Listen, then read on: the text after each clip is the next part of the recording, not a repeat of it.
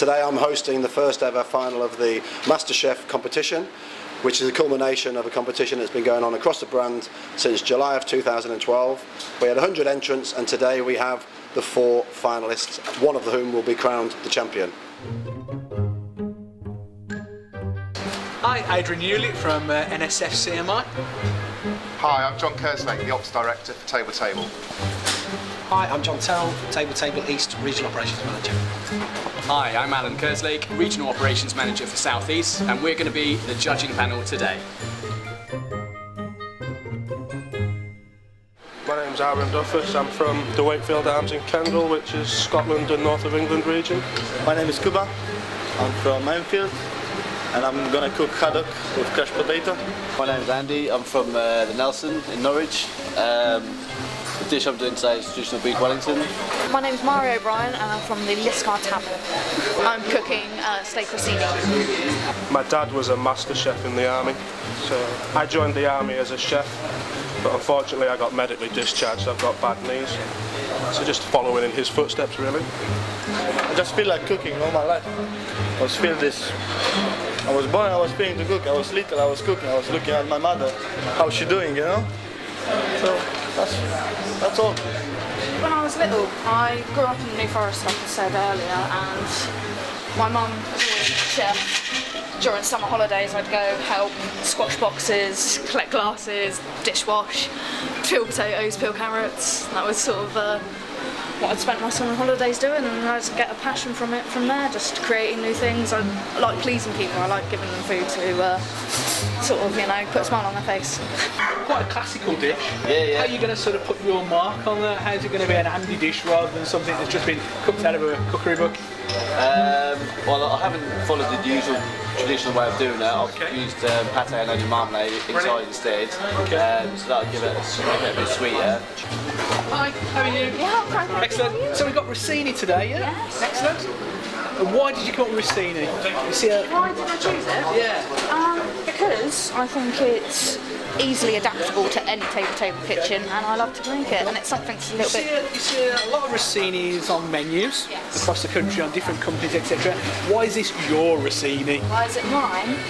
Mainly probably because of the sauce. I would say the sauce is the star of the dish. I'm not using a red wine or a masala, I'm using instead the spice berry and reducing it down with some balsamic, so it's going to be like a nice sticky, like a thick sort of gravy. So Kuba, how are you going to make sure that's not overcooked? Well, you can see it. You can see because the juice. How long are you going to cook that for? 7 minutes. 7 minutes, then you're going to grill it, or...? Just a little bit, just to make the golden brown. Okay. The crispy bit. Fry it or grill?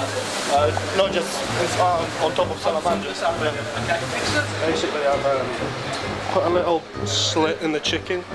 I've mixed some sausage meat and cranberry sauce, then I'm going to wrap it with bacon and steam it. My favourite dish, curry. Make a mean curry.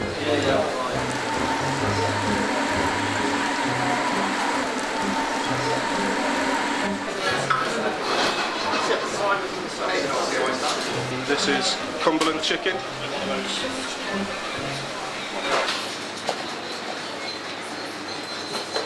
Nice. What is it? Cumberland chicken. Yep. Stuffed chicken with some breakfast sausage meat and cranberries, steamed, and then I've fried some new potatoes and bacon and onion together and garnished it with blanched new beans. And the sauce? It's a spice berry sauce, sorry. And as regards to your original spec, is that bang on spec? Bang on spec. Aaron, has this been made completely with ingredients which are in table lard already as well and so on? Apart from the spice berry sauce where you've taken it off the old menu. It's a very good dish, plenty of taste in there, it looked good on the plate, nice and colourful. I thought it was an excellent dish.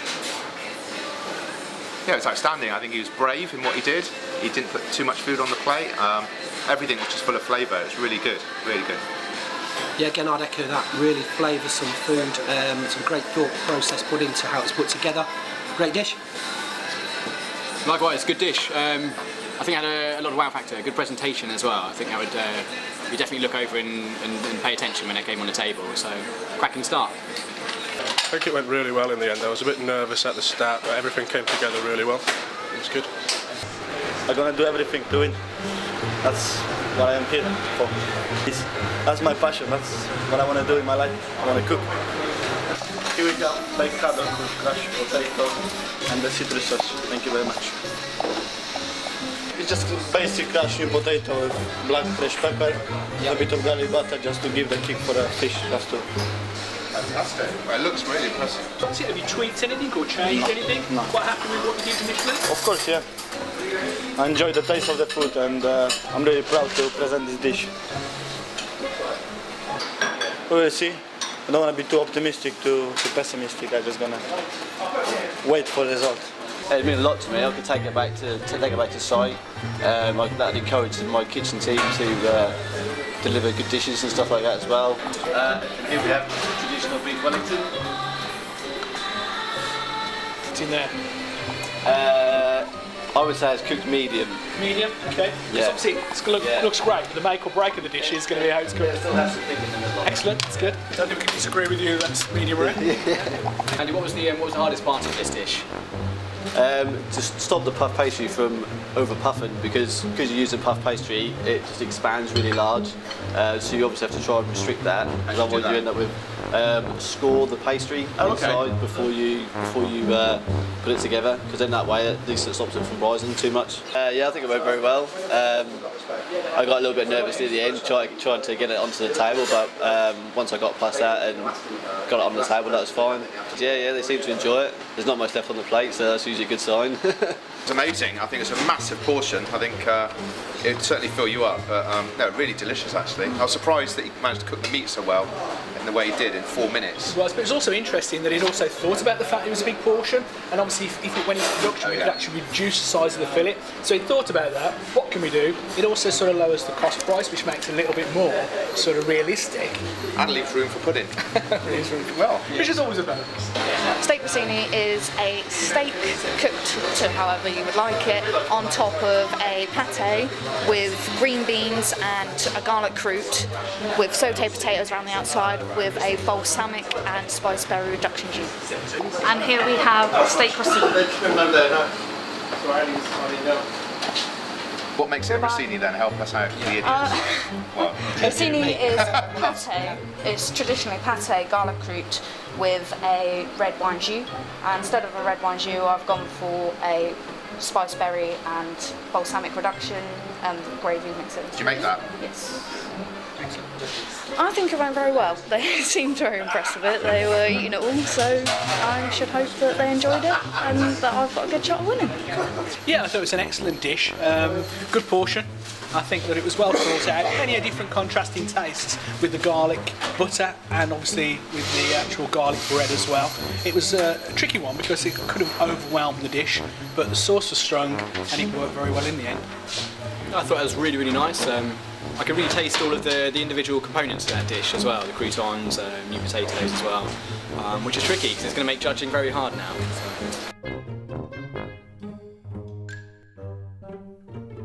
We now have 4 chefs who've reached the final from the 100 entrants, and we're about to announce our winner.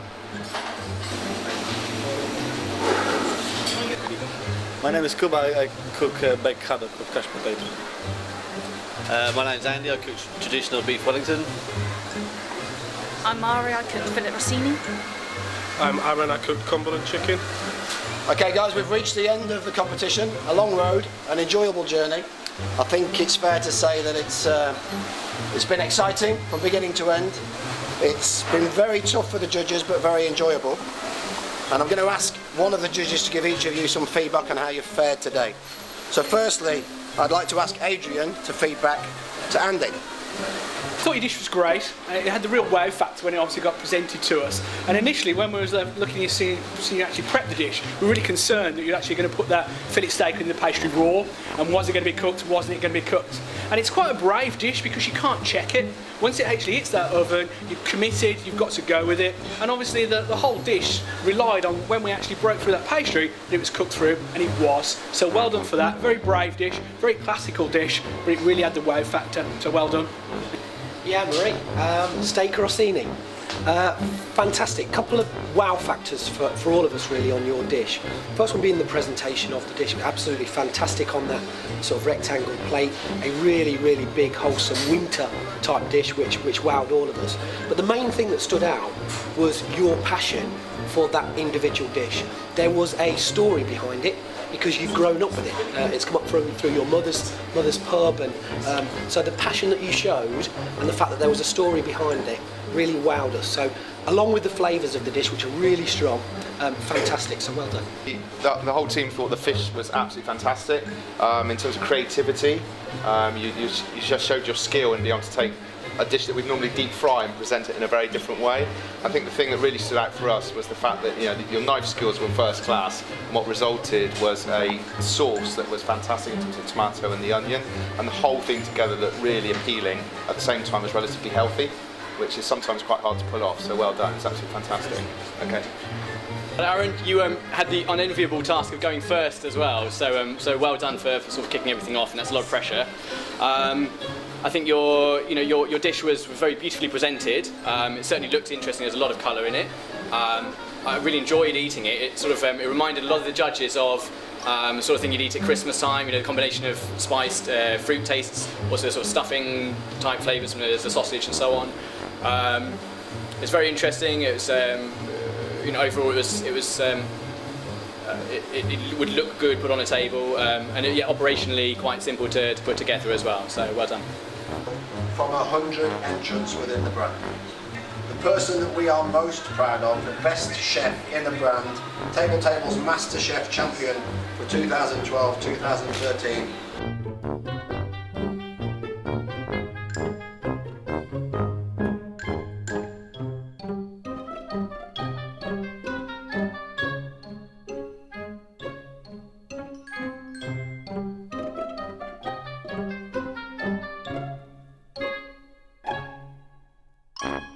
Cuba.